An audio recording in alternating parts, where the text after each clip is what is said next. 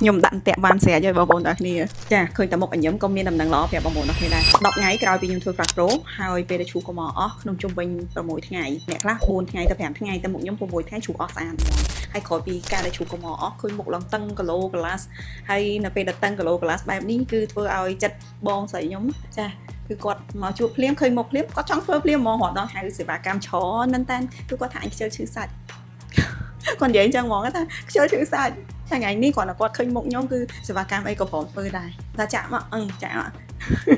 មិនត្រឹមតែចាក់មិនត្រឹមតែ laser គឺគ្រប់យ៉ាងឲ្យតែថាស្អាតដូចបងអូនអញ្ចឹងឥឡូវហ្នឹងអ្នកទាំងអស់គ្នាអាចមើលបានចាកំពុងតែធ្វើសេវាកម្ម Frac Pro បន្ទាប់មកទៀតគឺ Stem Cell ចាពីរនេះ combine ចូលគ្នាគឺជាដៃគូដែលល្អឥតខ្ចោះដែលធ្វើឲ្យមុខហ្នឹងគឺស្រស់ស្អាតភ្លឺថ្លាក្មេងជាងវ័យហើយមិនរងចាំយូរទេចាហើយប្រសិនបើបងប្អូនមិនចង់ចាក់បញ្ចូលនៅ Stem Cell ឬក៏ Vitamin នេះទេអាចធ្វើបានតែ Frac Pro ហ្នឹងក៏បានដែរក្តៅអូនមិនជាឈឺចាប់អីដែលធ្វើឲ្យលំបាកធ្វើមិនបានទេហើយនិយាយពីផលរំខានកំមអីហ្នឹងគឺទីទួចមែនតើសឹងតែមើលអត់ឃើញថាមានកំមទេប៉ុន្តែលុះត្រាតែសម័យខ្លួនហ្នឹងចាពេលទៅលុបមុខទៅបានឃើញថាស្បែកហ្នឹងវារៀងគ្រើមក្